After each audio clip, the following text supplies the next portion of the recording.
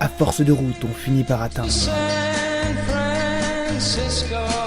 C'est l'une des seules villes des USA qu'on peut arpenter à pied.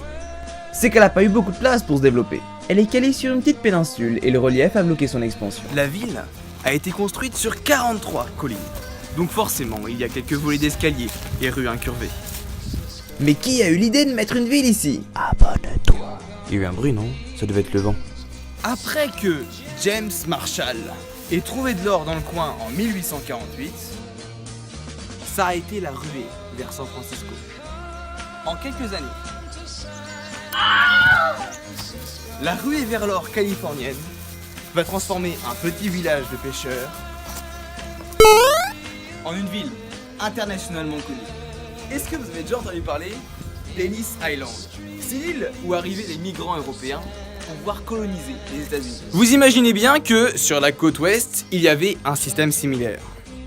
Ce lieu s'appelle Angel Island. C'est une île dans la baie de San Francisco. Là-bas, plus de 275 000 Chinois et Japonais ont attendu pour pénétrer le pays.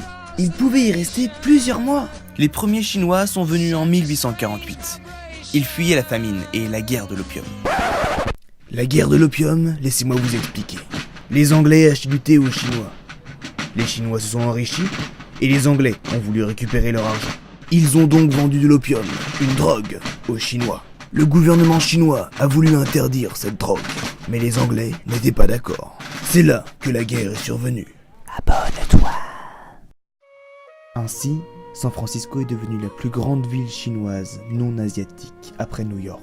C'est ainsi que les biscuits chinois ont été inventés aux États-Unis, à San Francisco, par un japonais. S'il vous plaît, arrêtez de nous mentir et abonnez-vous. Mais en 1862, une série de lois limite l'immigration chinoise, jusqu'au Chinese Exclusion Act de 1882. Ce serait marrant de faire la même chose avec les Mexicains aujourd'hui, non? Qu'en pensez-vous, monsieur Trump? Abonnez-vous?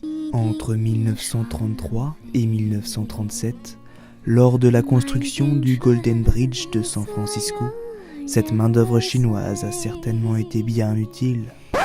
Originairement, la marine voulait que le pont soit peint de bandes jaunes et noires. Mais finalement, heureusement, il a été peint orange. La couleur améliore la visibilité du pont dans le brouillard. Elle va bien avec son environnement et rappelle le sang des 11 hommes morts pour sa construction. À l'époque, un homme mort était recensé pour chaque $1 million investis dans ce genre de projet. Mais pour l'ingénieur en chef, c'était inacceptable. Il mit en place des mesures de sécurité rigoureuses. Il divisa le nombre de morts par 2. Bon allez, je sais plus si je vous ai dit de vous abonner, mais dans tous les cas, à la semaine prochaine.